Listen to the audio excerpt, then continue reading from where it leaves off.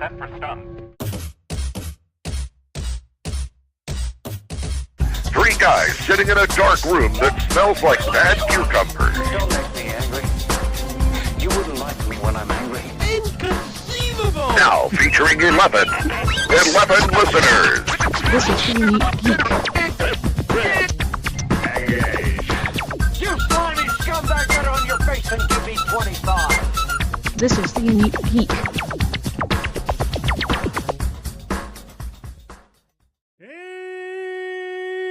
And welcome to another edition of 50 Days of Dragon Con, the podcast that doesn't have a prayer? I don't know. we're all out of people to I don't know. What's going on, Leigh? Lee's joining me as always. Leigh. Hi. Sorry. So, how you doing? No, it's okay. We're all here. I was waiting on you. I tried to be patient this time. But hi, everybody. You tried to be patient this time? I think I was patient. You I were. didn't jump in.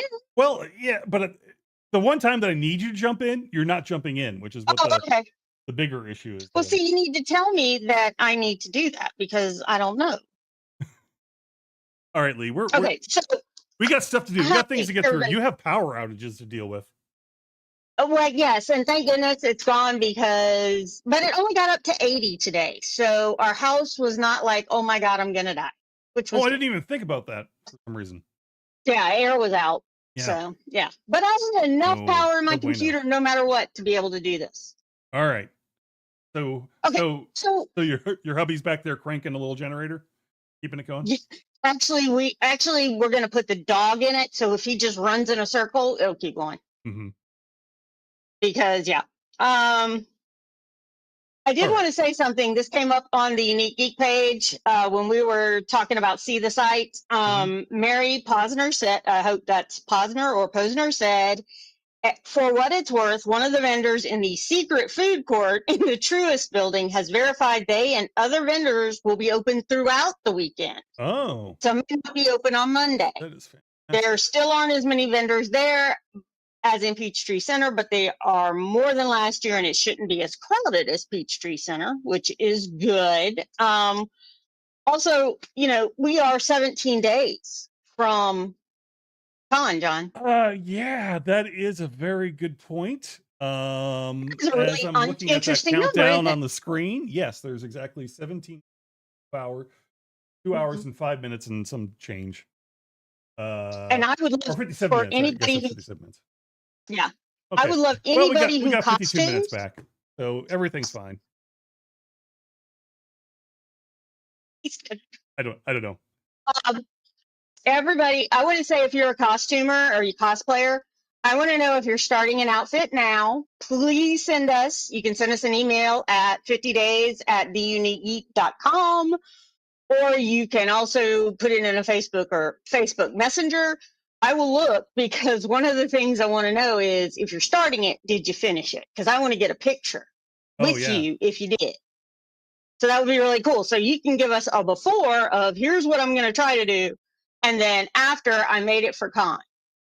But don't do like that video that goes on Dragon Con TV does where it's like she doesn't have fun at the con because she's still like sewing everything. I mean, John, it takes a lot of sewing to make the costume. Yes, it does. But that's the only thing that is that sewing is required for. No, you know what? Nope. We have another My track. understanding is the only thing it's for is costuming. John, somehow I'm go. All right, well, you just said something. Transition. Here we go. This Transition. is Beau and Jonesy. They are both with Puppet Track, and Puppetry Track is absolutely a wonderful, wonderful track. And I'm going to just introduce them. So, Beau, you are the director. And how did you get involved with Dragon Con? And then how did you get involved with puppetry? I've been going to Dragon Con since I was 16. I am local, and I worked at a comic book shop called Odin's Cosmic Bookshelf in Lilburn when I was a kid. And Odin's had a booth in the dealer's room selling comics. And one year when I was 16, they said, "Hey, Beau, do you want to come and work up at this convention this weekend. And I said, sure. And I went and I drove up there and I was like, cool, well, I live in Atlanta, so I'll just, drive up there and work and then drive home. And that first night I learned a very valuable lesson that you don't leave DragonCon. You don't have to. And so I made some friends and stayed in their hotel room that night, and that was it. And I've never missed a year.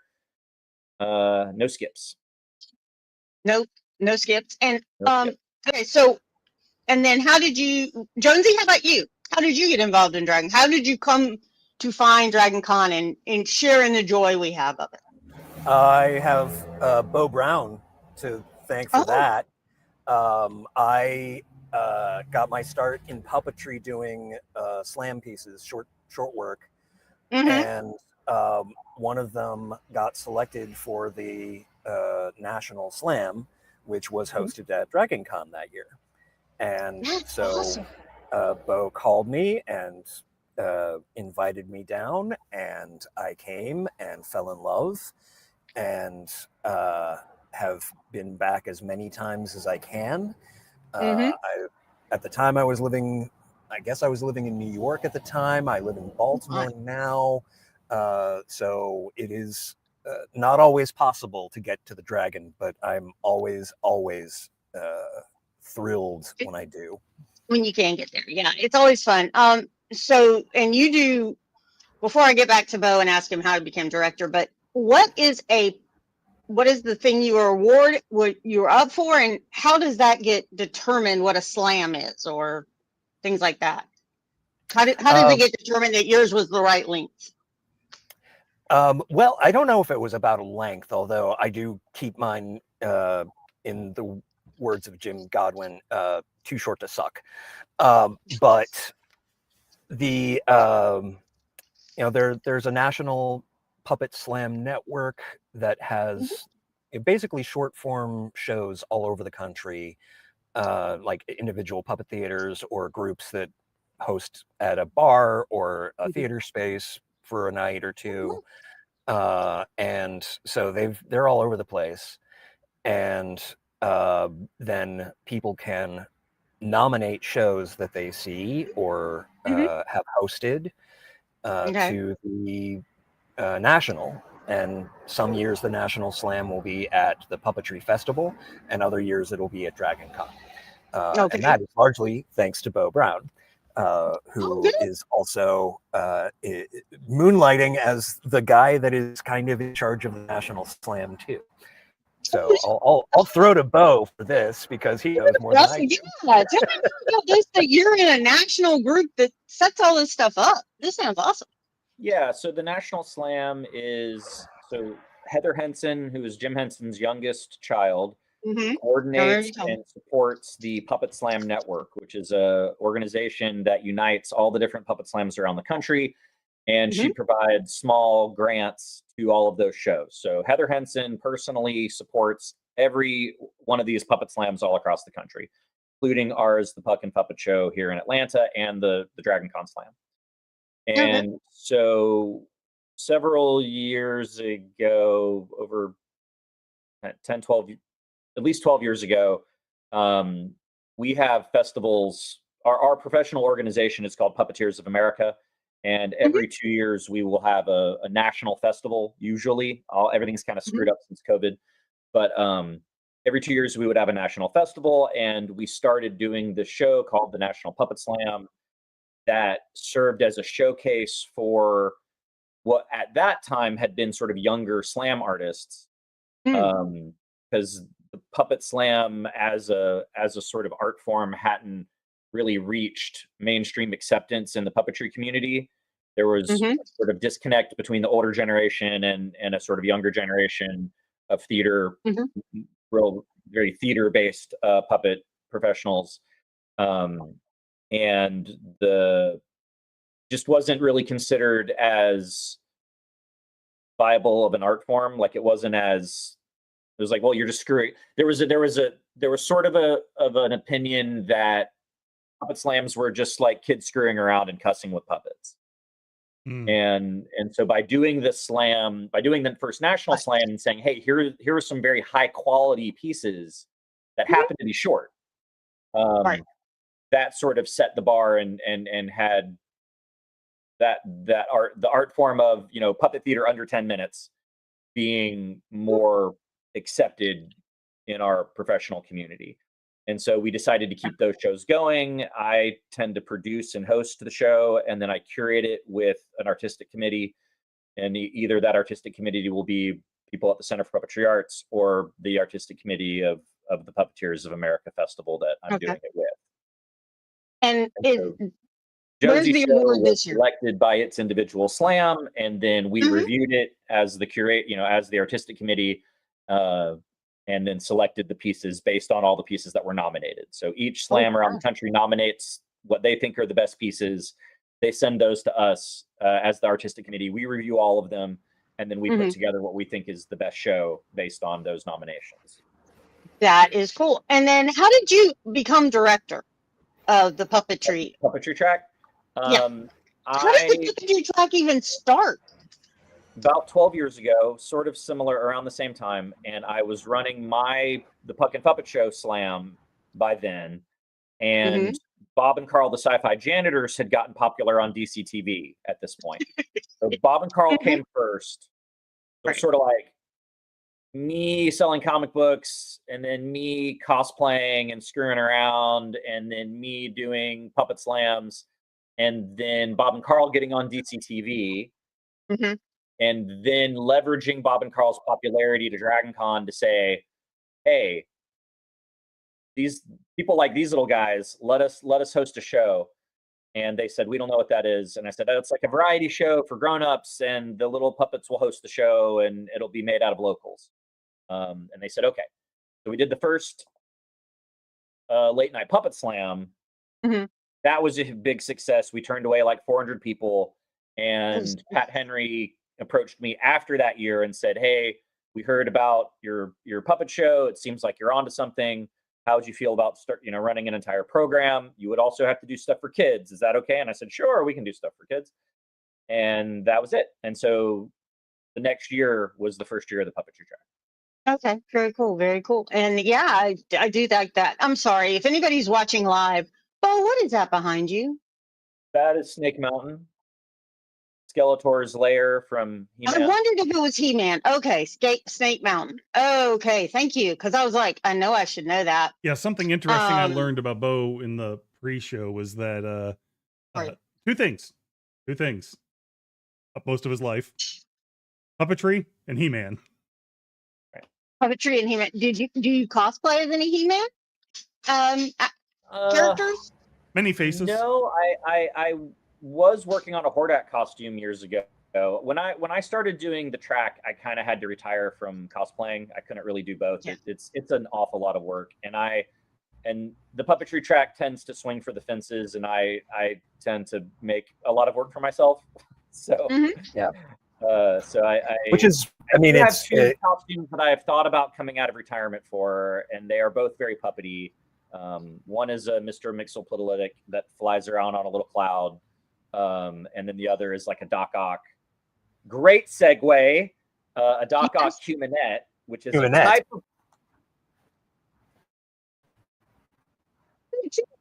And unfortunately... All right, so yes, Jonesy, what's up?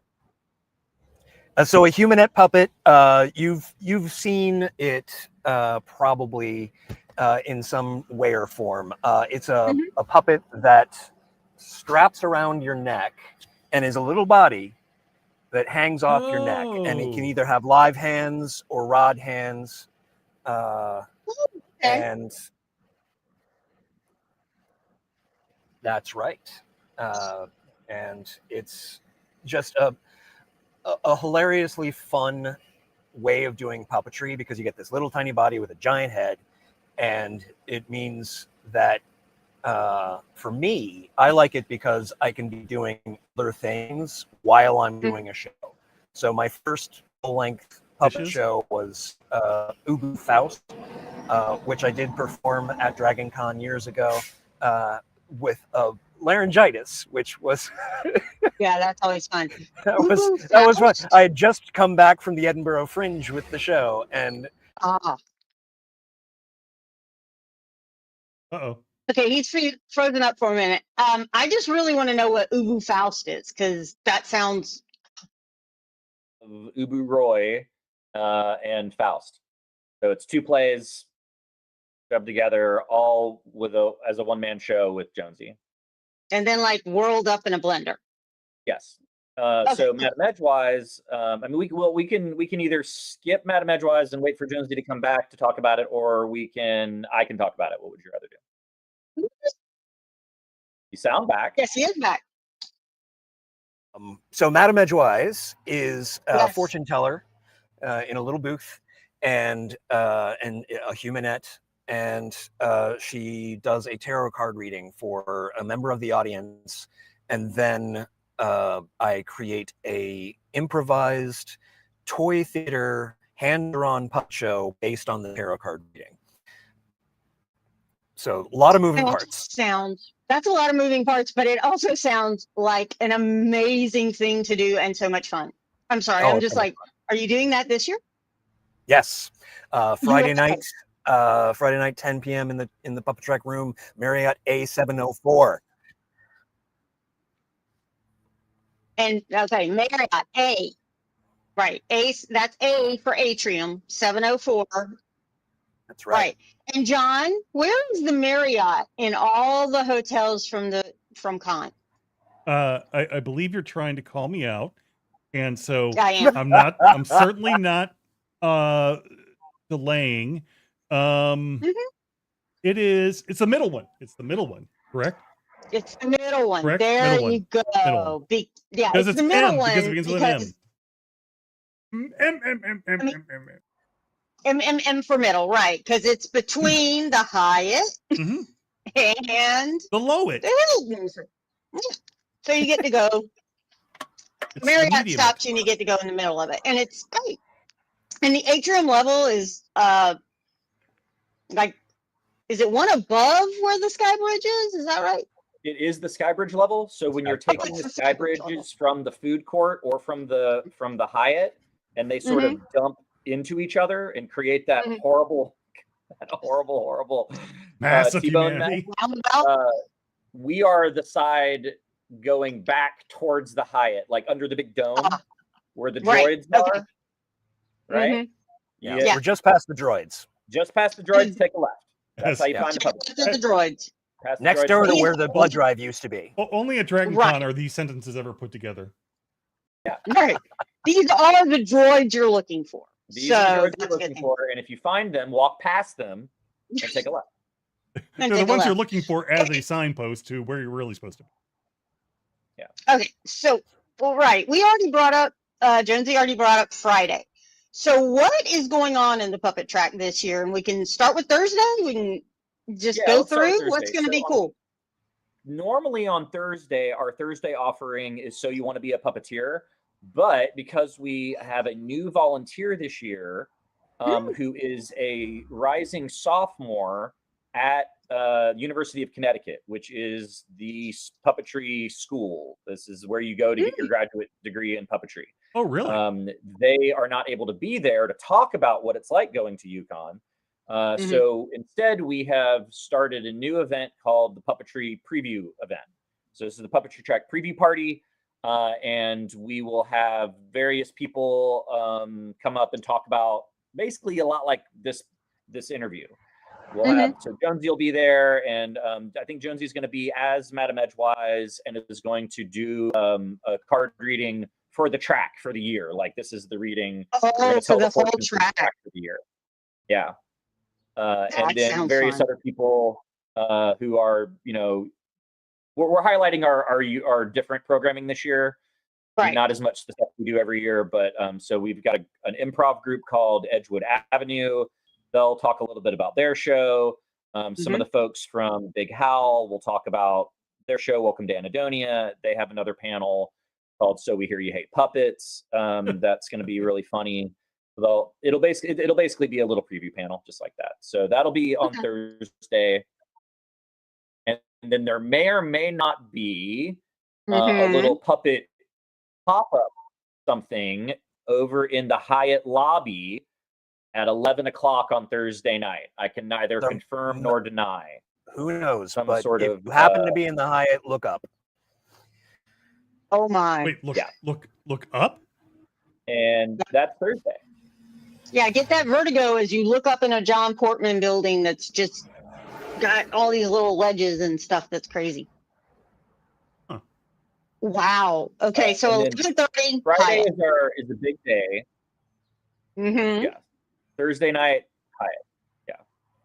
All right. Then Friday, we've got one unique thing that's going on is at well, there's a Muppet group photo meetup on Thursday that Very cool.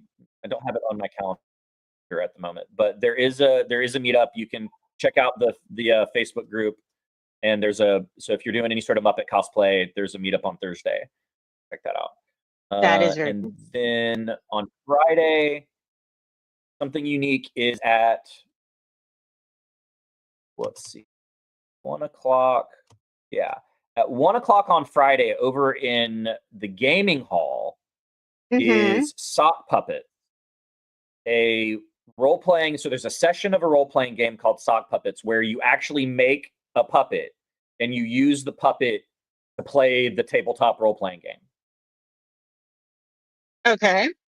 And I think there's a Facebook event for it on the Facebook group, and I think last time I checked there was still one open seat for the game. Oh. So if you want to grab that last seat for the Sock Puppet RPG, that's a unique little thing that we're kind of highlighting this year. A guy approached me about the game, and I said, yeah, if you want to run the game, I will promote it happening. So that was pretty cool. Our Muppet programming starts bright and early on Friday at 10 o'clock. 10 a.m. with our first Muppet panel. And who's going to be on that panel, though? Who's going to be on that panel? I just want to hear it again. Oh, Dave Goelz? You mean Gonzo? Dave Goelz. In fact, yes, Dave Goelz. The actual Gonzo? Who you may know as Gonzo from the Muppets is going to be on that panel. So we're very excited. Excited to make that announcement. I've been working on Dave Goelz for probably 8 years. He has been my white whale.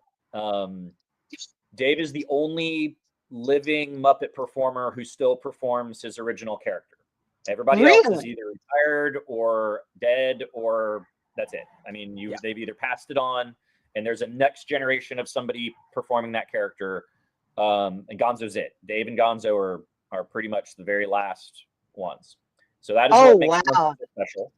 That's what makes him so special. And then also, I have always felt that Gonzo is the most Dragon Con of the Muppets.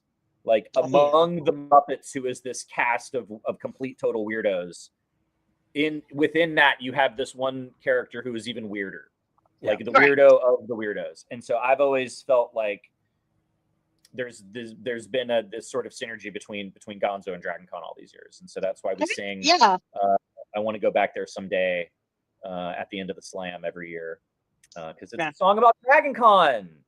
It's all about Dragon Con, but I do love the idea, and Jonesy is smiling through this too. I do love the idea of Gonzo just standing in like the Marriott on Saturday or Sunday night, and his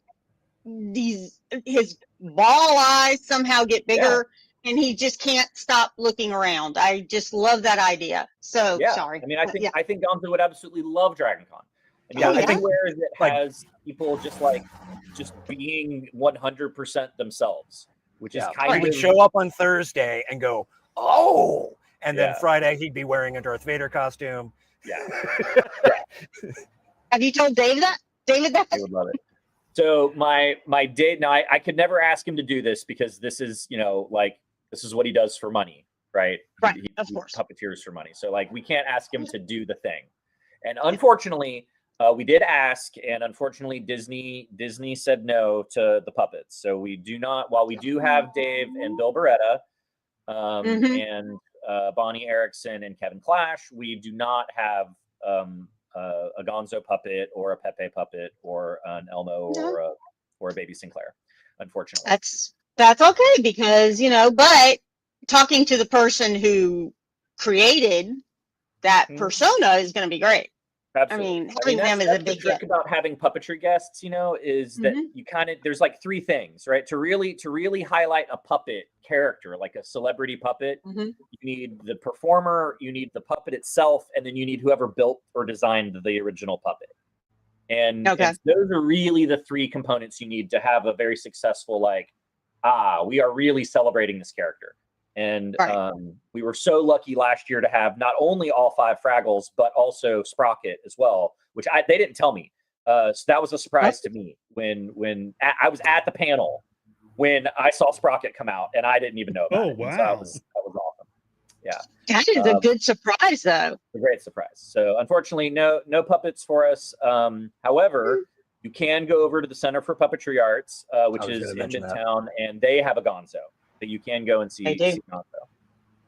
Yeah, John and I talked about places to go and places to eat at DragonCon. That's why we were talking about the Truist Tower. And one of the places we said, if you want to go to the High, also go to the Center for Puppetry Arts, because they have the Muppets.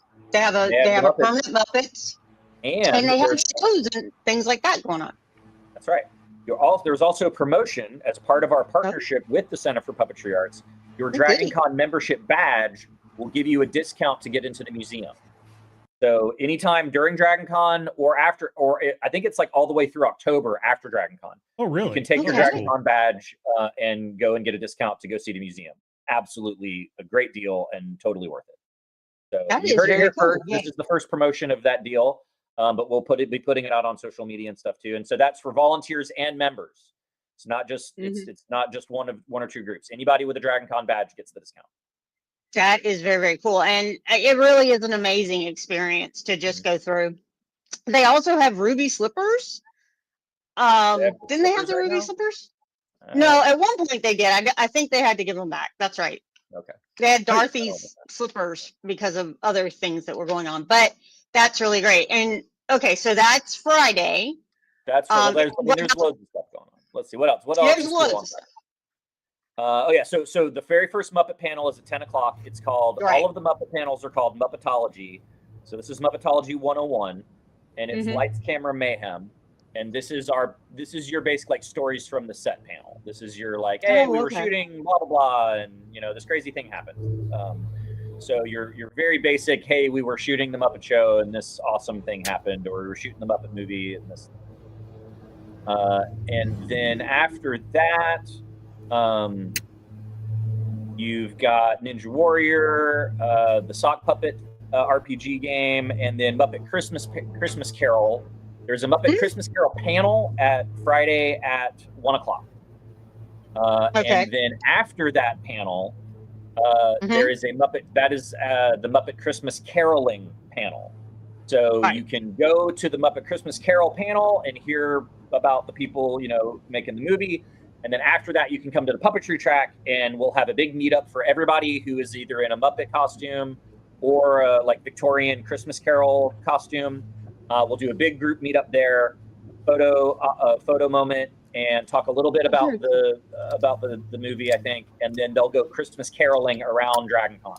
So that's super fun. Put your Victorian Christmas Carol outfit cosplay together, or if you can do a Muppet character, then add some Victorian Christmas flair on it. And I think that sounds like a super fun cosplay group. I think it sounds amazingly fun. I love that idea. And I know I've seen full size Kermits and Miss Piggies, and I think I saw a Fozzie Bear one. Fozzie Bear one time. So come on, people, bling those things up for Christmas. This would be so cool. And little kids, when you go around caroling, are going to be just, their little eyes are like this. They're huge. I love the idea of, I just love the idea of Christmas caroling at DragonCon, period. Because I very much it's a great it's DragonCon is a holiday. It is a holiday. And so the idea that you would Christmas carol at DragonCon makes total sense to me. Like I would go Easter egg hunting at DragonCon. I would go trick or treating at DragonCon. Like it just, for me, it just feels like a holiday. And so I've always wanted Marriott carpet Victorian Christmas carolers singing like parody Christmas Carol songs about DragonCon. That's what when I walk into DragonCon, when I walk through the doors, that's what I want to happen. I want Christmas carolers. That's the first thing you think of. Yes. Yeah. Wow. Well, I want to make sure for this because we have some people that are very into the Marriott carpet. So are you saying they make a Muppet of it? Or they become... Two things. I'm saying these are two ideas. One, I already loved the idea of like Marriott Christmas Carol, carpet Christmas carolers. That was an idea I had a couple of years ago. This year, a local who had been doing some Muppet meetups in the past. Apparently, they had like a Muppet Treasure Island trading post last year, and so they had posted on Instagram that they were doing a Muppet Christmas Carol meetup and cosplay group. And I was like, "Ooh, they don't know I'm working on Dave Goelz, hooray!" And so I reached out to them and I said, "Hey, I'd love to give your event like an actual slot. In my room. I'll let you do it in the track room." And then I scheduled it right after I knew the Christmas Carol panel would be. And then they're also going to come up on stage during the Christmas Carol panel and do a quick a little 3-minute medley of Christmas Carol songs from the movie. Aww. So that all worked out great. And I love it. I love it when that works out. Okay, so that's number one. What was number two for what you want to see in the Marriott carpet? The other thing would be, what was it? It's not Marriott, but there has been a group that does this, and I've always wanted to do this. Is Gremlins Christmas caroling? So Ian and Gremlins, when the Gremlins knock on the door and they're singing and they have all the little Christmas Carol outfits on. There's a group that has the puppets that they have the Gremlin puppets and they dress them up and they go and knock on random hotel doors. And when you open the door, the Gremlins are all caroling. I love it. I just that's so good. I love it. Oh, Jonesy, that's so good. That killed you. You're not a part of that going around like a gremlin. I wish. No? Yeah. Anyone watching, hit me up. I will join in if I have time. You can. You got to get a gremlin puppet too. Yeah, that's a great group. We can make that happen. I'm sure we can make it happen. In 17 days. 17 days. I want to see Jimmy Burns put that original group together. I want to say it was Jimmy Burns. Jimmy, if you're listening, speak up. Speak up. What else? Okay, I hear you. That's awesome. Okay, then the Studebaker. Okay, so now I'm 95% confirmed that the Studebaker is happening. The different elements of what is happening with the Studebaker are still a little unresolved, but I can tell you what I'm at least trying to do, and we'll see. I am so happy. I am vibrating. So go for it. Yeah. Okay. So super exciting. Sherilyn Lambeth, who is a regular DragonCon pro attendee, was working on a project and reached out to me, and the project sounded really cool. They were working on the restoration of Fozzie Studebaker from the Muppet movie. Okay, so cool. So Sherilyn was involved because she was making a replica of Kermit and Fozzie to be sitting in the Studebaker. And so they said, "Hey, well, we could do a panel about what it's been like restoring the car." And I'm like, "That's great, sure, that's awesome. I love this idea." Yeah. So then Sherilyn puts me in touch with this guy Mark, who is the actual car restoration guy. So this is the guy who got hired by the Studebaker Museum in Indiana so the Studebaker Museum bought the Studebaker from like the movie lot where it had just been sitting and rusting, and then hired Mark to restore it. Now, Mark has restored a bunch of other movie cars. He's done a DeLorean. He's done an Ecto-1. He's done, I think, Mad Max cars. He's done this is his thing. He does movie cars. Right. So the car was supposed to go up to the museum, but when we found out that we'd gotten Dave, we were like, "Hey, here's this amazing opportunity to have the car with people from the movie." And so we've been in negotiation with the Studebaker Museum to let us borrow the car. And right now the plan is to have the car in the parade with the Muppet guests and then the whole puppetry group to be able to walk with the Muppet group and the Muppet car. the That's Studebaker. So wow. yeah, so like Wow. as the puppetry parade group, we've had parade puppets in the past Yes. because that's a part of our history. Like it's a very important part of the history of puppetry is parade puppets and actually the history of protest. But we've never had a vehicle, and like it's always been like like I never even considered that we would. That wasn't something that was on the table, and then suddenly it was like, oh no, we have the Studebaker. This is amazing. So we're very excited about that. We're hopefully the Studebaker is going to be on display somewhere where people can come and get their picture with it. And we're working on all that. So we're very excited about the Studebaker, and we're just still nailing down the details. But hopefully you should be able to get your picture with it, and it should be able to be on the parade.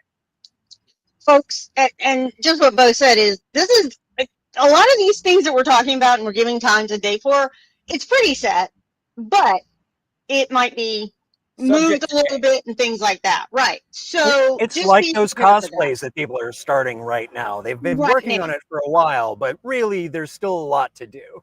Yeah, that would be, yeah. I just, go, yeah. Red Nerd Go, is John. actually asking, there's never even been an Electric Mayhem bus at DragonCon? Has there ever been an Electric Mayhem bus? No. There was an Electric Mayhem group that won the Masquerade years and years and years ago, before the Puppetry group, way before the Puppetry group. Tom Stanley was in that group.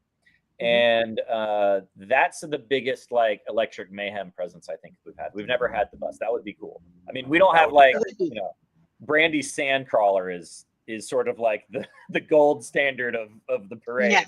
Yes, it is. An entire Sandcrawler. Yeah. I watched the first year. I was helping with the parade the first year, and I brought that Sandcrawler out, and I'm like, oh dear Lord. Yeah, and Jan, the director there, went, they're not going to get it done in time. And I went, well, I'm sure they will, right? In my head, because I'm trying to calm the director down, going, no, yeah, they're going to, Jan, they're going to be great. And I'm going, oh my God, I hope they do it.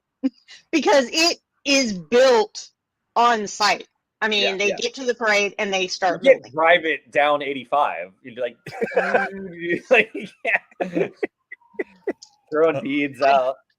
I think it would look nicer than a Tesla truck. Oh, yeah. It does. So, sorry, I didn't say that in my out loud voice. But, okay, so, Jonesy, what about you on Friday? Are you just helping keep Beau calm, or what do you do? Well, that is a lot of what I'm going to be doing this year, is making sure that Beau can be in another place at once and try and be his assistant eyes in places that he might not be able to go. I will be... if you're watching and you manage to get that last seat at the sock puppet game, I'm very jealous, but I can't do that because I'm going to be a commentator for the Ultimate Ninja Puppet Warrior. That's right. Which happens at the same time. So if hey, explain what the Ultimate Puppet Ninja Warrior is. I think you guys started a few years ago, right? It's I started a few years ago. I was happy, blessed really, to be able to color commentate last year, and so that was my introduction to it, and I fell in love. It's a competition, a good-hearted competition hosted by Barretta Baumgartner that allows attendees, like just Dragon Conners folks to come and get trained by professional puppeteers in tabletop puppetry style. So the style of typically 3-person on a team, 1 person holding head and back, or head and hand, another person doing hand and back, and third person on the feet, and coordinating all of their actions together to make this one puppet move together. It's a fascinating ancient form of puppetry.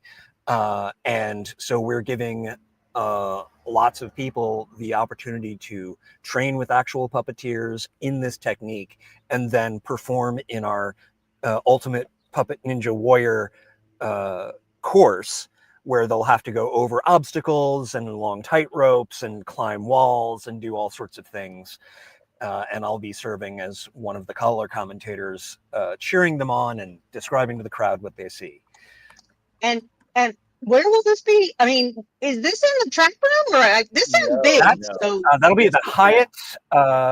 Is it Hyatt 5-7? Is that what? Hyatt 6-7. 6-7. Hyatt Regency 6-7. Okay, that's one of the ballrooms in the Hyatt Regency. So yeah, so just look for that because it is one of the ballrooms, and I cannot remember which one is 6 and 7. Ever so sorry, folks. I think it's on the level that's below the main lobby, but unsure. Sounds okay, right. so you're going to be doing that. And now I've got a question though, Jonesy. Is this a 10 o'clock panel or is this a day panel? Oh, the Ultimate Puppet Ninja Warrior is a 1 p.m. 1 p.m. Okay, so that's a family friendly thing. Yeah. Very family friendly. Last year, I think the winning team was a family, and it is one of those things where the first one it goes for Friday, Saturday, Sunday at the same time, same place. The first, and then there's a panel before the first one on Friday, I believe, that is the training and sign up. Yeah. Once you've signed up with your team, you're committing to be there for at least 2 of the days, either the Friday or the Saturday, and then the Sunday is the finals. So you do need to make sure that you can do that.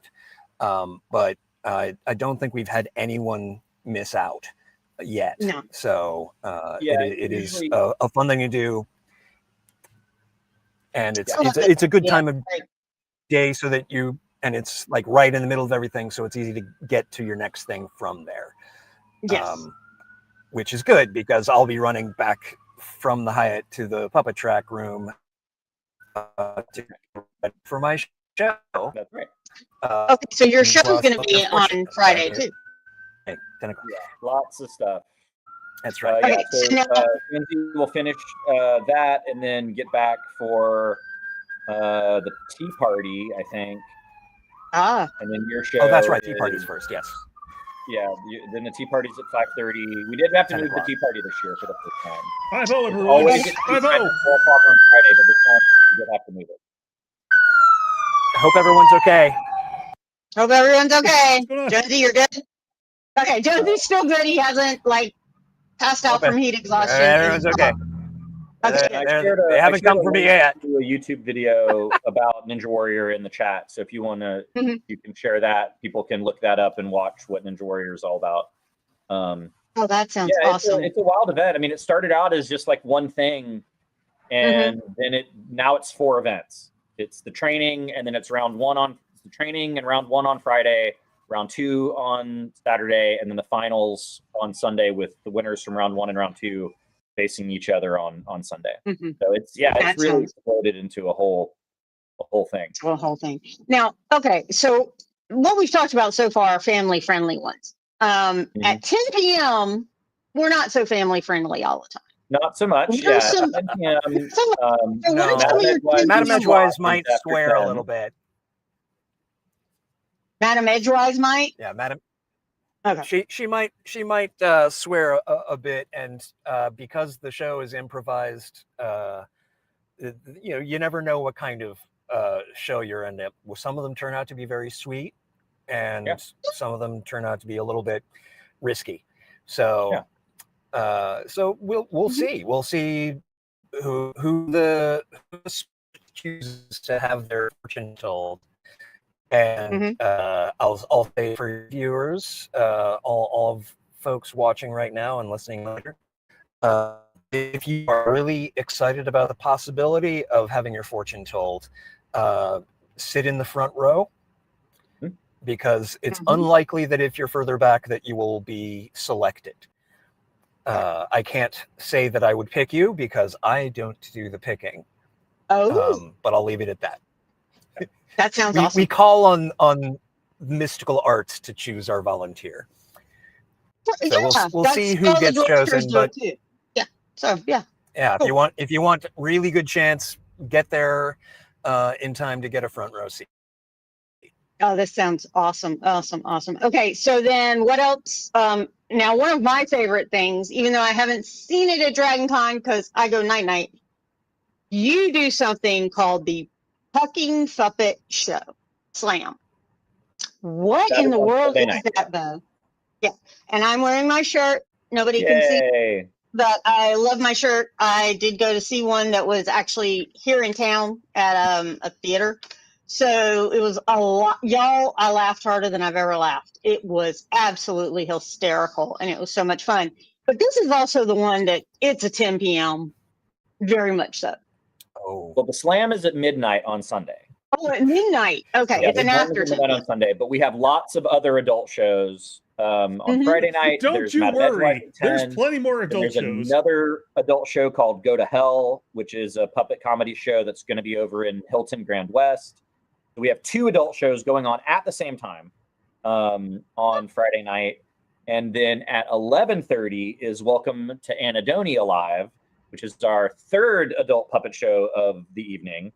And then Oh, my after goodness gracious. that, at 1 o'clock in the morning, is Liquid Light Gorilla Strike, which is something that we tried last year for the first time, and we tried it unofficially and encountered a great deal of challenges because we were doing it unofficially. So this year we're doing it officially.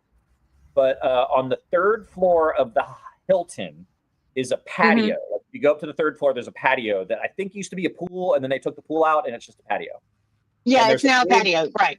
Yeah, there's a big concrete wall, a big blank concrete wall, and the Puppetry Track will be there, and we'll have set up some overhead projectors, and we will be projecting a sort of like acid trip, liquid light, psychedelic light show onto the wall over there, which is So a that's- specific style of puppetry called liquid light, and we did this for the first time last year with Shadow Girls Cult. And we are going to try and recreate it without Shadow Girls Cult on our own. We are very brave for trying. So we're going to do our very brave. this is one of the lessons of puppetry. Sorry, what was that, Jonesy? Oh, one of the lessons of puppetry is that you try things, even if you might fail, because that's how you learn. So you can. I wouldn't say that that's necessarily an after 10 show. It's just 1 o'clock in the morning. It's going to be probably your kids are asleep. It's going to be visuals. Yeah. Well, and I also think that with getting all those cool lights and it's all psychedelic, and then you go to a rave and you get more of that.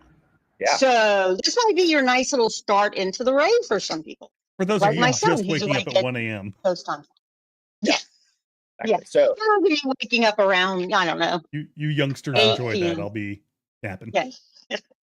Another thing to highlight real quick on Friday is the Shadow Puppet Cryptozoology workshop at 7 o'clock.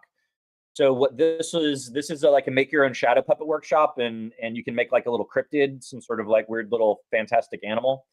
And then on Saturday is the Sensational Shadow Safari at 4 o'clock. And so if some people make really cool creatures on Friday at 7, we're going to invite you to do your cool creature that you made in the Shadow Safari. And the Shadow Safari is an event we started a couple of years ago. I think I probably talked about it here on the show last year. And it's like a zoo. So you walk through it kind of like a haunted house. Like you'll walk through the room, you'll walk around the perimeter of the room, and then on the wall will be shadow puppets happening. And it's going to be like each light source is like its own little exhibit. So you'll walk around the perimeter of the room, and it's going to be like walking through a zoo with all these different shadow creatures on the wall. And some people who participated in the workshop on Friday will have the opportunity to perform their creatures on Saturday in that event if they want to. So we're excited. So is it just a cryptid zoo this year, or is it also going to be cryptid with some other stuff? You're going to pull in some of the cryptid. That's not a real animal. So anything that's not a real animal. It can be a Mothman. It can be a Cerberus. It can be a mermaid. I thought you said things that aren't real. Right. Yeah. I mean, John, I was going to think about us doing Sasquatch, but we both want to believe, so therefore. All real Sasquatches, yeah. Yeah. We've got a question here. The liquid light kind. Yeah, go for it. Oh, sorry. I was going to say, is liquid light kind of like what you talked about once about discussing the early precursors to puppetry being light play by ancient people around the fire. No, liquid light is specifically, using oils and liquids that don't mix and shining light through them to create sort of weird patterns and stuff. That's very cool. What they're talking about is just regular shadow puppetry, where it is believed by puppet academics that the first puppet, right, was when the cave person was telling the story about hunting the bear next to the fire. As they move their body further and closer and further away from the fire, their shadow on the wall will change size, right? If they're saying like, oh, and the bear, and I was creeping up on the bear, and if they get closer, right, their shadow will get bigger. That ability for their shadow to change size and shape is using puppetry and objects to enhance storytelling, which is what puppetry is. It enhanced, and it's using objects to enhance telling a story by making things look alive. So that would be the first puppet.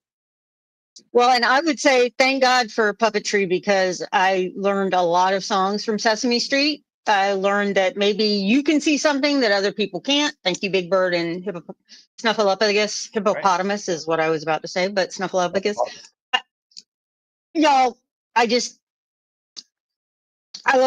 love puppets. Sarah was saying earlier that it's awesome that Gonzo's there, but I still believe in Snuffleupagus. Yeah. Well, we had Marty Robinson. We had Snuffleupagus. Several years ago. Yeah, it was like 2 years ago, right? I just talked to him last week. Oh, that's right. Yeah. Okay, cool. Snuffleupagus is so awesome. Okay, so then, so the Shadow Safari will be going on.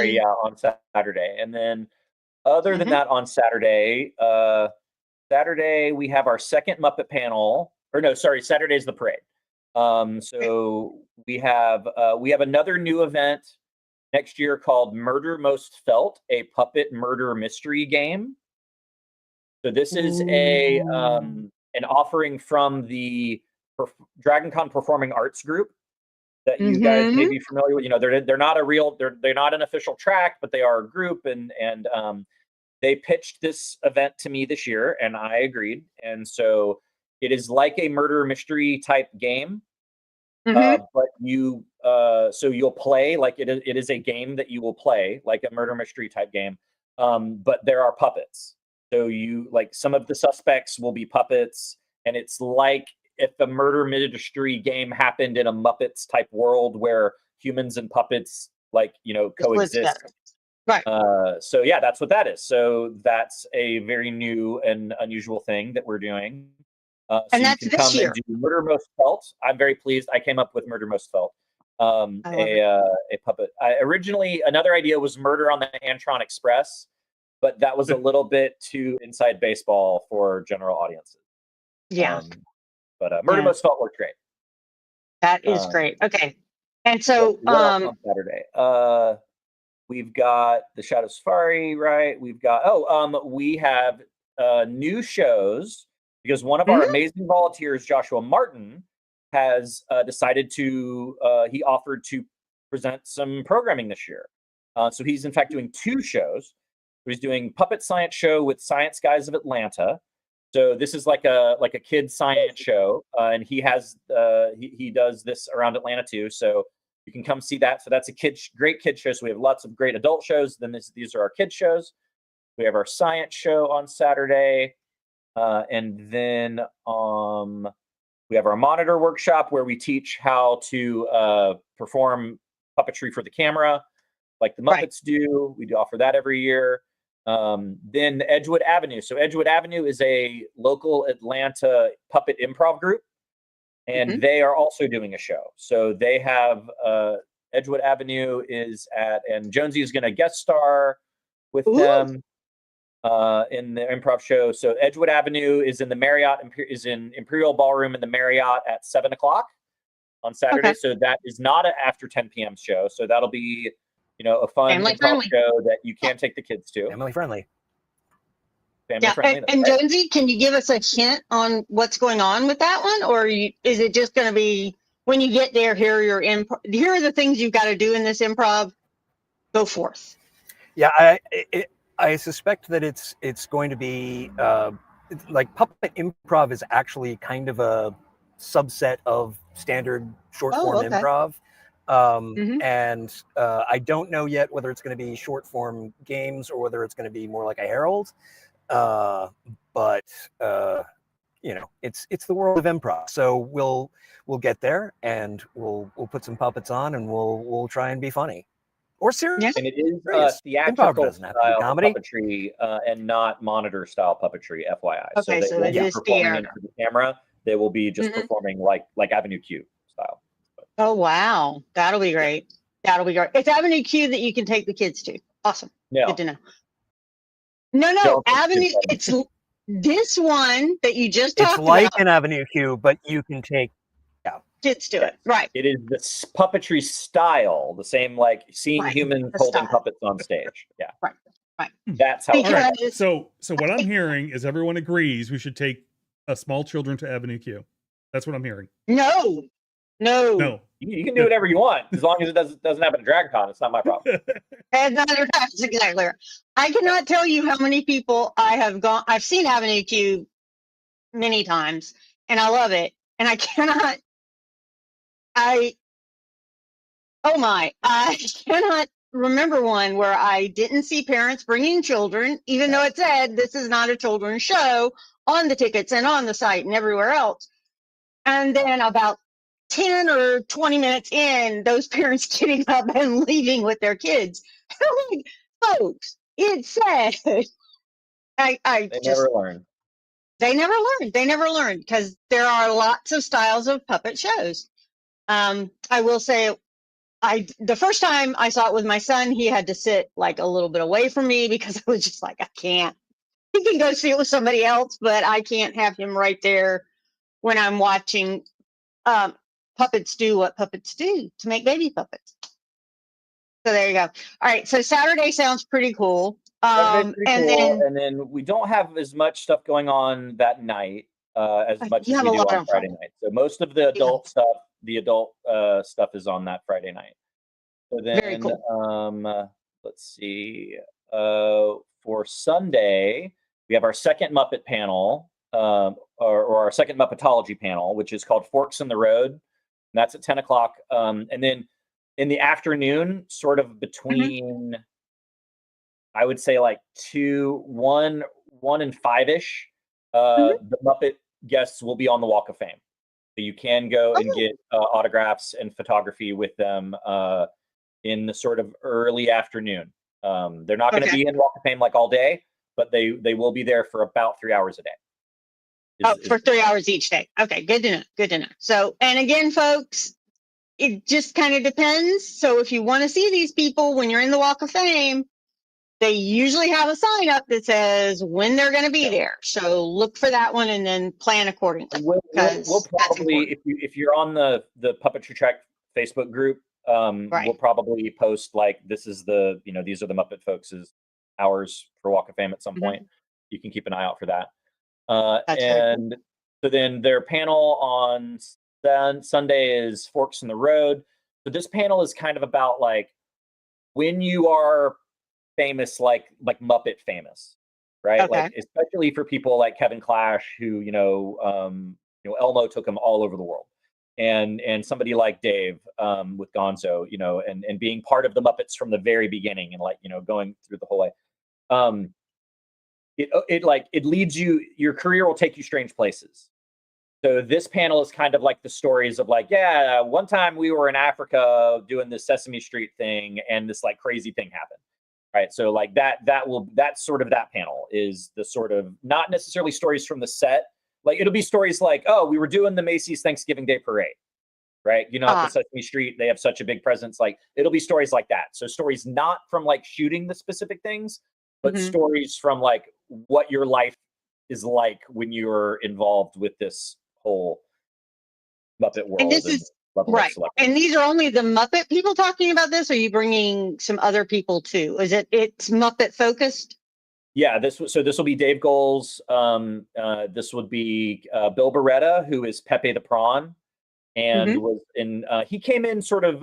He's not one of the original Muppet people. He came in sort of during the Muppets Tonight sort of era, and then like Dinosaurs. He was the suit performer for the dad, Earl Sinclair, on Dinosaurs, and did a lot of the new characters on Muppets Tonight, and with Pepe being sort of the one that sort of. Like, how would you phrase it, Jonesy? Sort of like made the cut. He's the breakout character. He's the one that really took off because he's great. Because he's great, and we'll get to the last panel. The last Muppet panel is actually about that very thing. Okay, so very cool. So that's the first panel, and then we've got Mary Robinette Cowell. So Mary Robinette Cowell is the author. So she's a puppeteer. She puppeteered on some Jim Henson projects, and is also a very well-known science award-winning fiction author. Science fiction, and not even I think she got a couple Hugos. Pretty hard science, right? It's not. It's like her newest series, the Lady Astronaut series, is historical science. It's like alternate history, science based. It's science based. It's got a science base, but it kind of is an sci-fi. Yeah. Oh, very cool. Like she has done some fantasy stuff as well, but yeah, this series, I go read the Lady Astronaut series. It's so good. The Lady Astronaut series. I'm writing it down. Yeah, very, very cool. Wait, is it literally called the Lady Astronaut series? It's like, oh, okay. I think I just wanted to make sure. I was doing something. I came back to that in my head, and I went, "Wait a minute. Did you just not remember? Are we getting canceled? What's going on?" Yeah. Right. So I was thrilled when I saw that Mary Robinette was coming. I hadn't invited her, and so I reached out and I said, "Oh, it's fantastic you're coming," because we'd actually talked several years ago about her coming, and it hadn't worked out. And I said, "Yeah, you can do stuff in the lit track. It'll be great." And so I didn't even have to track her down. She was coming on her own to lit track stuff. So I pitched her a bunch of, "Hey, here's some stuff I can do with you in the Puppetry Track," and she agreed to everything that I pitched her. She's doing a panel called "How to Hide a Body," or set design for puppetry. So what it's like having to, you can't just put puppets on stage, right? Like you have to figure out, okay, are we hiding the bodies? If we're not hiding the bodies, that's a choice. Like, the Edgewood Avenue show is Avenue Q style, so we're not hiding the bodies. But on Sesame Street, we do hide the bodies. So are we hiding them in garbage cans, or are we hiding them outside the frame, right? Like the frame being like down here with the camera. And so Mary Robinette is going to do that. That's talk great. about that, what it's like to deal with where you put the physical people's bodies when you are doing puppetry. That it's always amazed me when I watch like things on TV and in movies and other things going, how did they?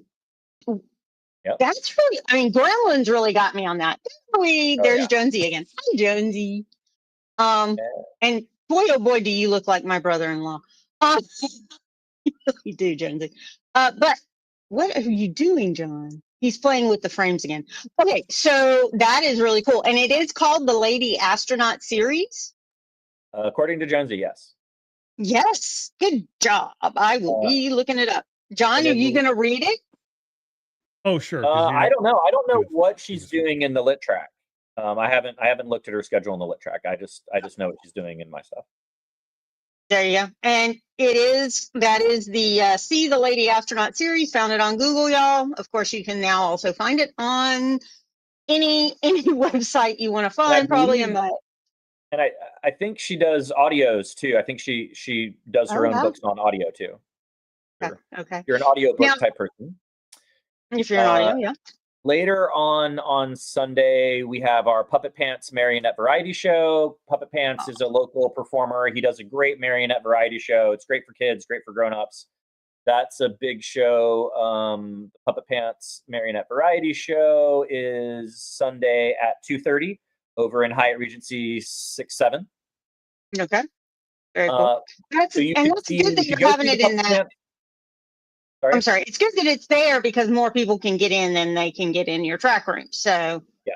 that's very cool. But if you don't want to go see the Marionette Variety Show, you can come to the track room to see Puppetry and Evil. So this is, I've tried. I feel like I make a great deal of effort to have the Puppetry Track be non-traditional programming. Oh yeah, like not panels. Because and not that Dragon Con is totally panels, because that's part of what makes it Dragon Con, is that it's so much weird stuff. But I had really been sort of banging the drum of like, I don't want to do normal panels. I want everything to be weird and like immersive experiences like the Shadow Safari and stuff like that.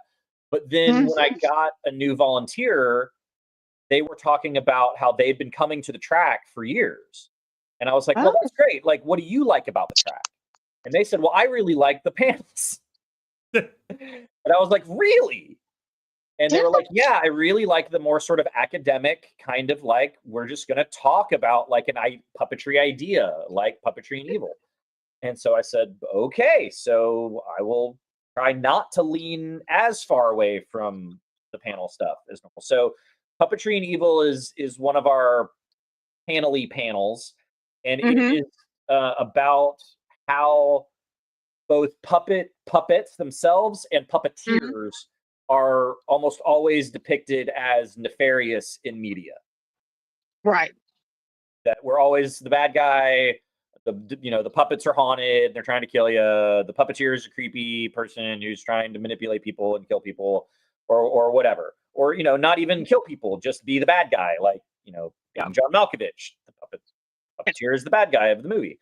And so citing examples of those, Puppet Master, Fantastic Four villain, he's the bad guy, Magic Clay, and then also talk about the actual examples that do exist of puppets and puppeteers as positively depicted in media, which are fewer and far between, but do exist. Yeah, we're scouring the universe for them, and Beau found one. I thought of another. We'll see if we can come up with a third by Dragon Con. I mean, okay, so this is like, we're not talking positive characters like Sesame Street. You're talking about in other characters on areas. In popular fiction. Gotcha. There's a when you go to see a Puppet Master movie, you are not, the puppets are not the heroes. They kind of are, but they're evil and they're killing people, and they're kind of Nazis, which is totally fine, and we're okay with that. Okay, so it's kind of different than that. It's more of that kind of thing. Okay, that makes a lot more sense. But yeah, that's really cool. like Sesame Street characters, like Big Bird isn't a puppet of a bird. Big Bird is a bird. Right. Whereas in the Puppet Master films, those are puppets, like they are murderous puppets. In like all of the like Megan or Chucky, right? Like it's a doll. Like it's not that it's a character. It's that the thing is when puppets are alive in movies, they're evil. Right. Okay. Like, I'm going to argue that if I saw a live puppet, I would assume it was evil. I mean, that is one of the reasons why it's such a persistent trope, is the idea. I mean, there's something inherently creepy about. Inherently, I think he muted himself. Okay. It's probably another siren. Okay, well, so so like you're talking about that kind of stuff, like in Puppet Master, I saw Megan in like Five Nights at Freddy's, things like that, even though they're animatronic. Magic with like the ventriloquist. Everyone listening, by the way. Right. It's when I just want to take this moment to apologize to the entire Unique Geek. Four?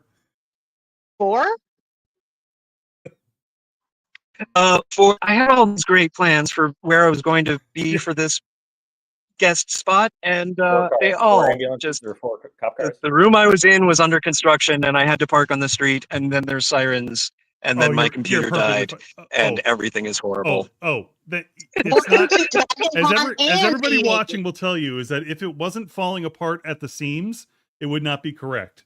So, No. I mean, it's Dragon Con, Okay. right? Everything's It is Dragon Con. let's just swing and see if we hit something and keep moving if we Yep. don't. Keep it going. Keep It's it going. much like the puppetry track that and we I- were just talking about. Well, and But as of you were course, talking if your about puppet is falling apart, or you need help with your performance because you're not sure why it keeps falling apart, we do actually have something for you on Sunday That's right. to help You with can that. come to the Puppet Pit Stop workshop. a puppet pit stop. Right. So this is an event that used to be 2 events that we combined into 1 event last year due to scheduling conflicts, but we decided to just keep it as 2 events or keep it as 1 event. So this is one of, so if you, when you're looking through the Puppetry Track schedule, several events are going to have a hashtag at the end. Some of them are going to say bring a puppet, like hashtag bring a puppet. Some are going to say hashtag puppets only. If it's bring a puppet, then we're saying, yeah, bring a puppet. This would be a great event for you to bring your own puppet to. If you bring your puppet to Dragon Con, which we 100% want you to do, bring puppets to Dragon Con. We have events just for you to bring your puppets to. This is one of them. And then if it's puppets only, that means you aren't actually allowed in the room if you don't have a puppet. You have to have a puppet to come in the room. So the Magic Puppet Tea Party. Could I have like those little like snakes puppets that I got there one year, or do I have to have a real But puppet? it depends on the purpose of the event. If it's the Magic Puppet Tea Party and the point of the event is that it's like a puppeteer social and the puppeteers are the puppets are like talking and interacting, then the little worm isn't really going to be a good fit for that, because it's going to be hard for that little worm to like really interact necessarily. I mean, you could do it. You could have the little worm talk. That's fine. Oh, no, I get you. Yeah. Yeah. But what is the spirit of the event, right? The spirit of the Magic Puppet Tea Party is people getting together and staying in character with their puppets and interacting with each other. That's the spirit of the event.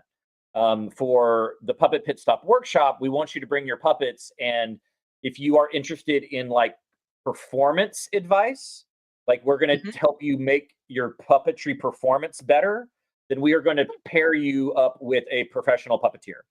If you have built your puppet and you would like some advice on how to make it work better, or different ways that you could work on its fabrication, then we're going to go partner you up with some puppet builders, and you're going to get like one-on-one, one-on-2, either character work or like puppet building work with professionals. Oh wow, a really great opportunity. That is really cool. Yeah, that sounds really good, because I think a lot of people, they're like, I really want to do this, but right, I really want to go and see if I can find a group to play, to be a part of with my puppet, like the Edgewood group.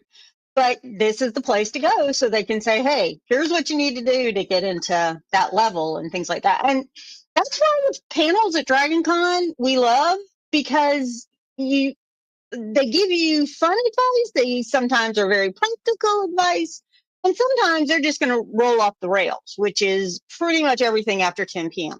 Yeah. So, yeah, I did see one person who put up that the Muppet, a puppet kilt blowing might be very interesting. Kilt blowing. Yeah. Puppet kilt blowing.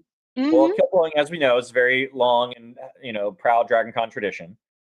Yes. I'm not sure what making it Muppet is going to look like, but send me a proposal. Oh no, you can see my elbow. Yeah. Closing the arm.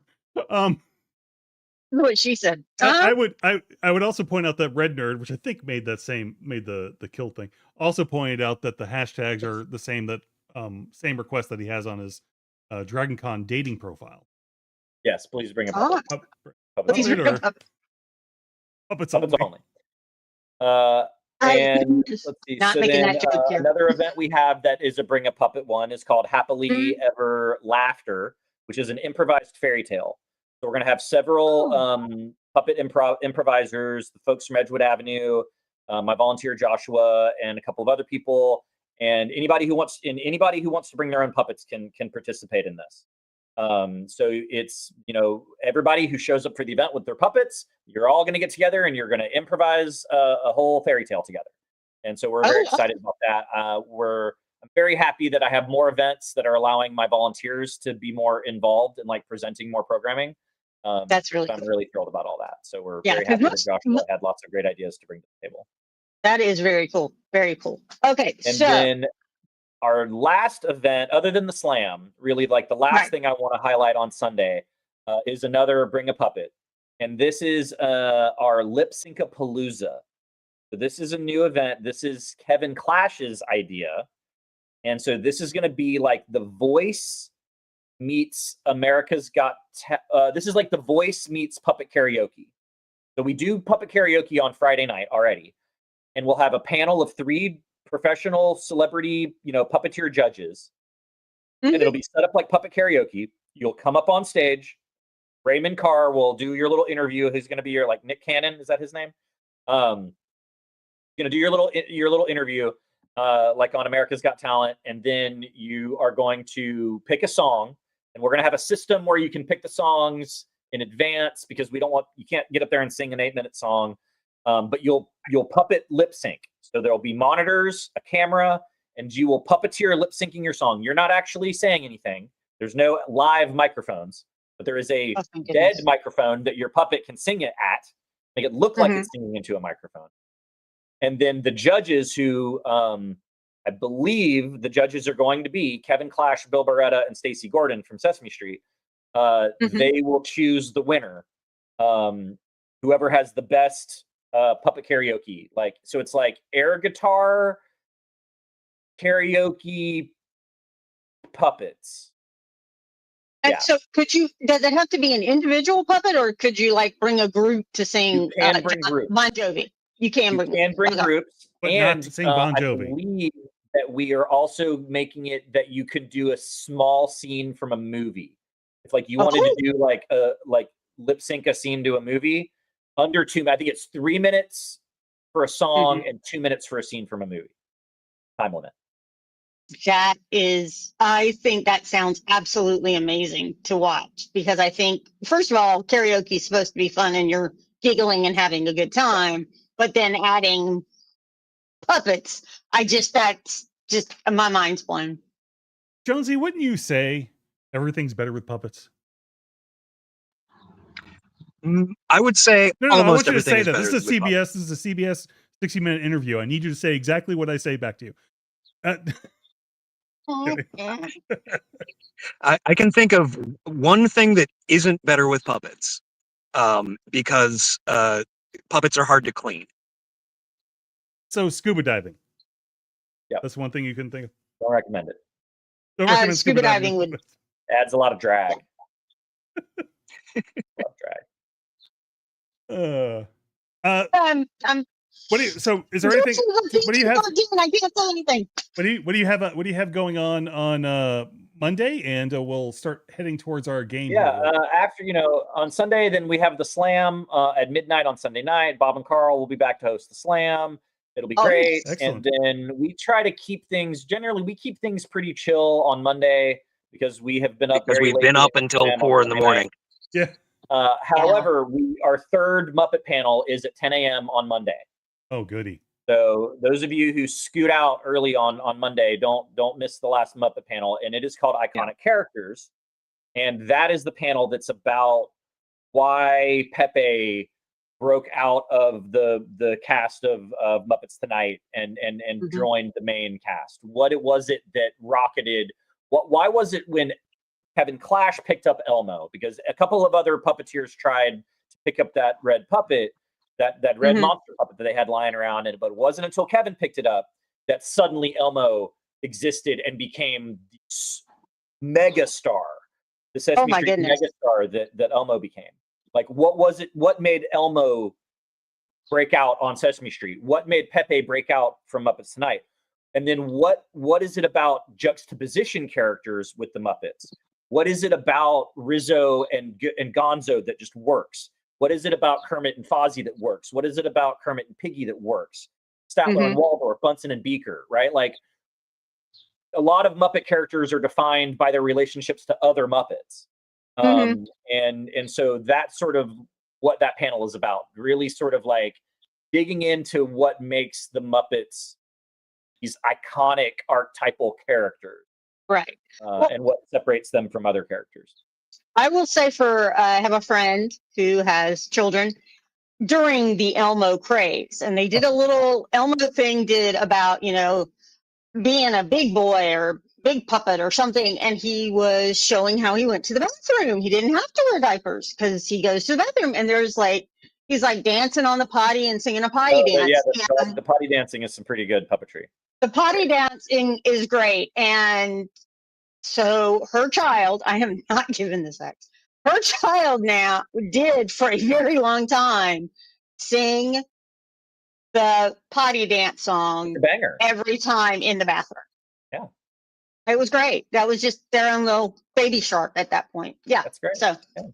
But okay, so let's talk really quick while John's pulling up the game. You are located physically where again? Physically on the Marriott atrium level in the heart of the dragon, right? The Marriott is the heart of the dragon. The Hyatt's the head. The Hilton is the bowels. And the Cortland Grand is the tail coming around the back, right? What's the Westin? What's the Westin? The Westin is like the hoard of treasure. Oh, where the dealer's room is. It's what the dragon is curled up next to near its mouth. I think that's very true. That is very true. Common knowledge. I did not know that was common knowledge. Why do you think it's called Dragon Con? Because it's an actual dragon. Okay. There is one giant ass dragon that lives in downtown Atlanta. Somebody's going to ask about that. I'm just waiting. So I love that. All right, so that's where you are now. Where are you on the interwebs? Is this stuff on the interwebs? We have a social media presence on most social media platforms like Dragon Con Puppetry Track. We are most active on our Facebook group, the Puppetry Track group. That's where I post a lot of stuff, and then stuff will sort of filter to the other accounts through that. But if you want to keep up with like me sending out information, then that Facebook group is probably the best place. All right. Well, there we go. Okay, John, your turn. Okay, in the chat, I sent you guys a code. Right. Play. Gotta open it up. And as soon as we get I don't know why it does this.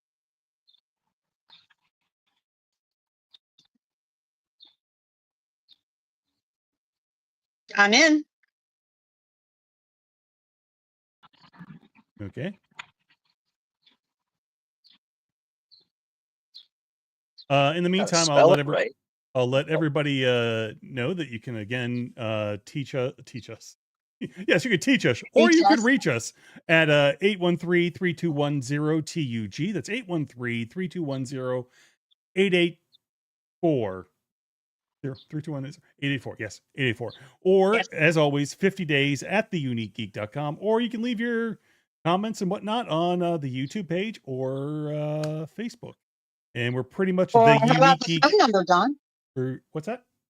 I did that already. How about the phone number? 813-321-0. I'm sorry, geek. Right. Okay. Sorry. Have you checked that this year? No one's left a voicemail today. Okay. See, here's one of the things. It used to be a Skype number. Okay, I think everyone's at Leigh. Are you in?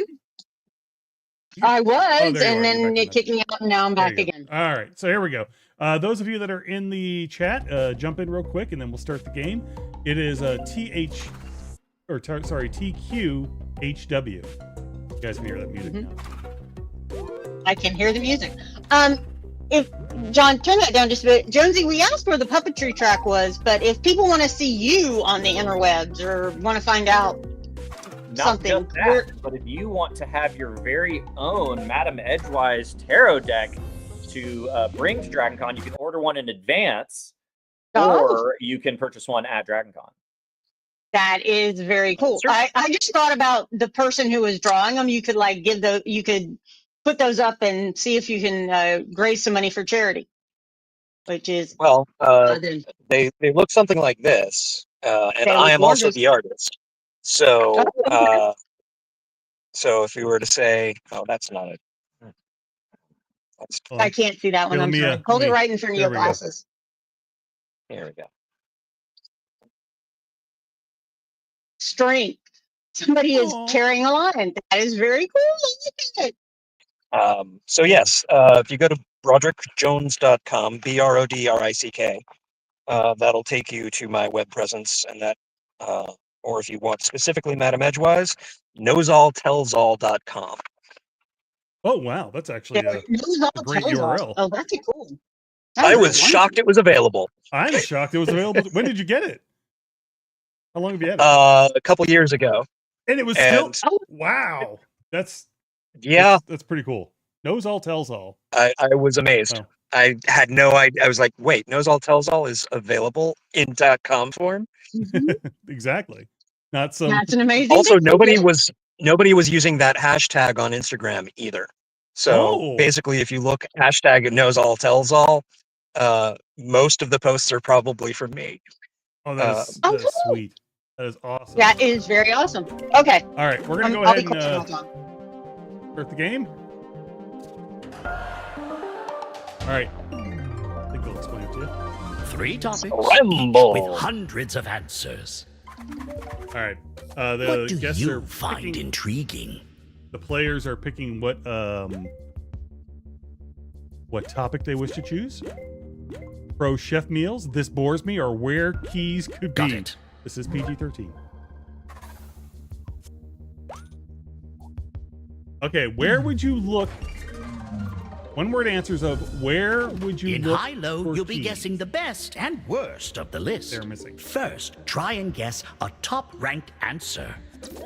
Type your guess on your controller and hit submit.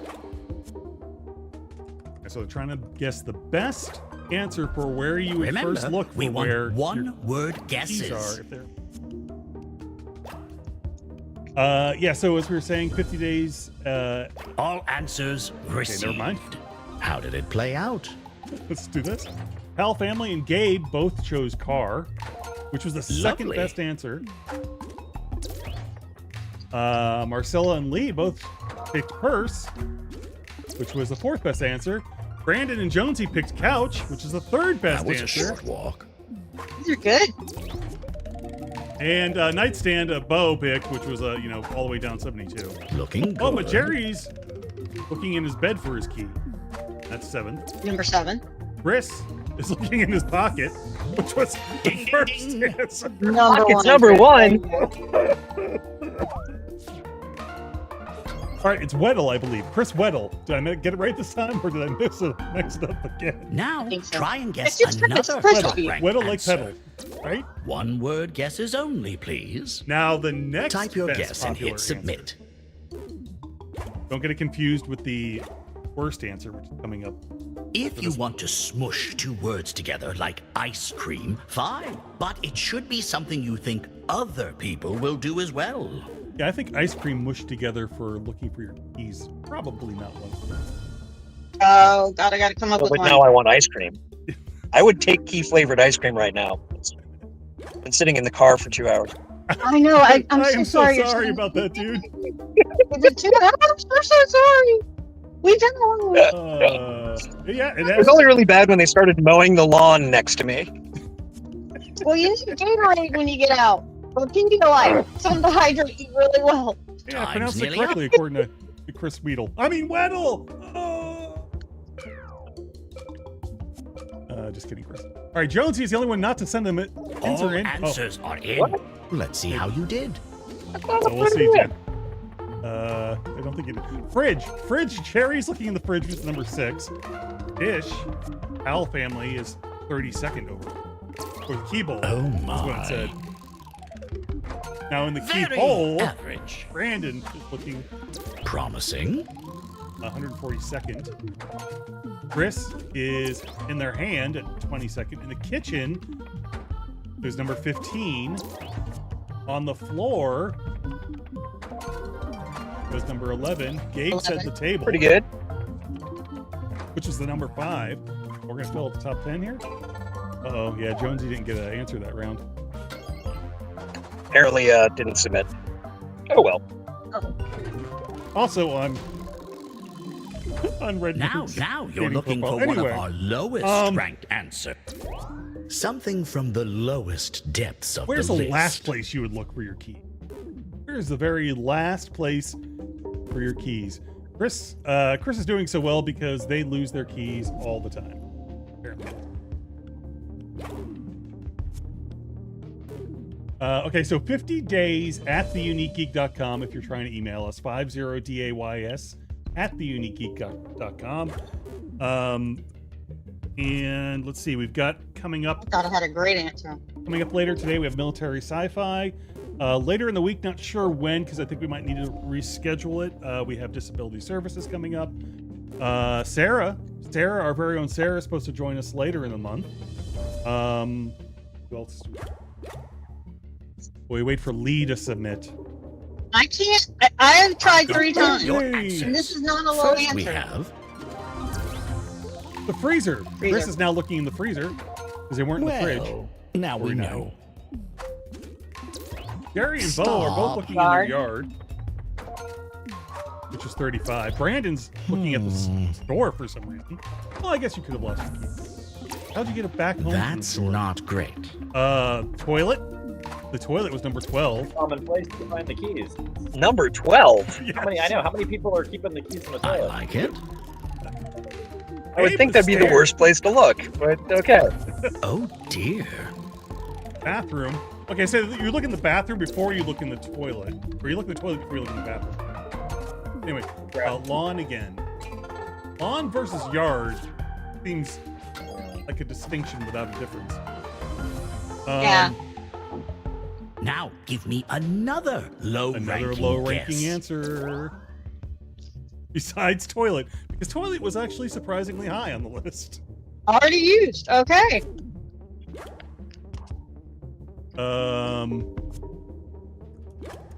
Chris says he loses Chris keys all the time. Cat over here.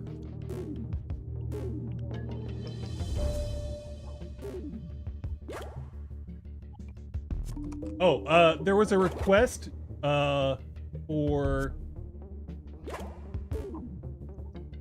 during the I think it was during our conversation about trick-or-treating or the holidays, rather the holiday stuff. They want folks to sing the classic songs from Star Wars holidays.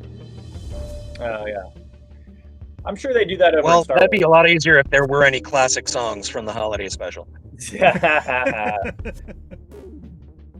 There is, speaking of holidays at DragonCon, though, the American Sci-Fi Classics track does a All Christmas answers song. received. They do a Christmas Let's see panel. what And happened. This year they are doing a Halloween panel. Oh no.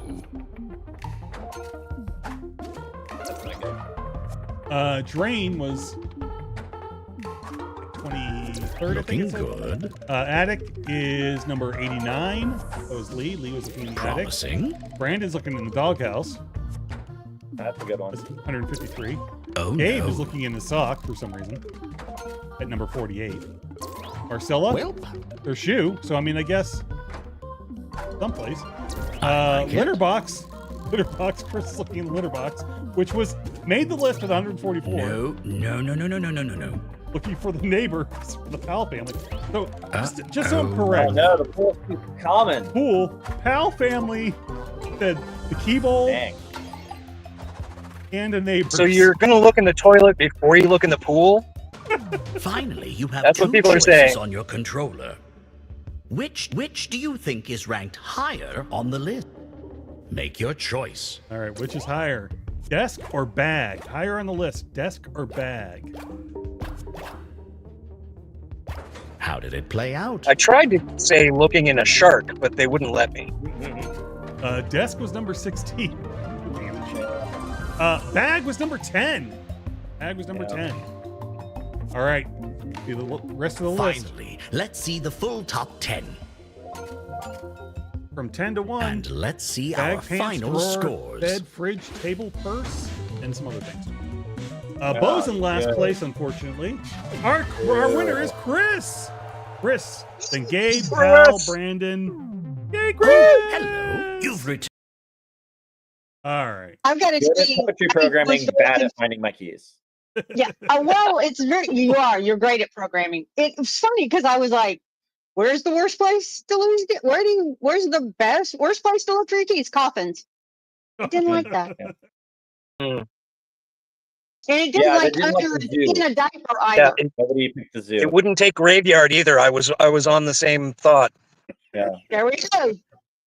And it wouldn't take elephant, crocodile, or shark, which I think are terrible places to look for your keys. I would not want to look for my keys there at all. No. Or in the beach. But you find all sorts of things in a shark. I would imagine it's got a better chance than the toilet. Yeah. You well, would we should let Jonesy get out of his Yes. car. Yeah, he needs to get out of his car. We need to all get back to our real lives. No more puppet talk. All right. So until next time, for Leigh, Jonesy, and Beau, this is John saying peace. I should get the outro ready. Good journey. Transition.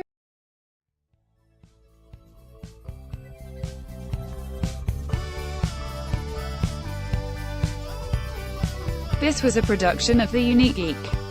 Call our comment line at 8133210TUG. That's 81332108884. Email us at thegeeks@theuniquegeek.com or 50days@theuniquegeek.com. Follow The Unique Geek on Facebook and Twitter. This podcast is distributed under a Creative Commons Attribution Non-Commercial Share-alike license.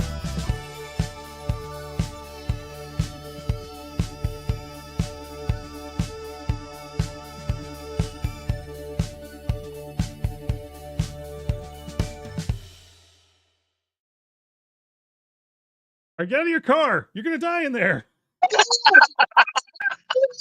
Thanks a lot, y'all. This has been fun. All right. Thank you. This has been wonderful. See ya. Bye. Hope to see it.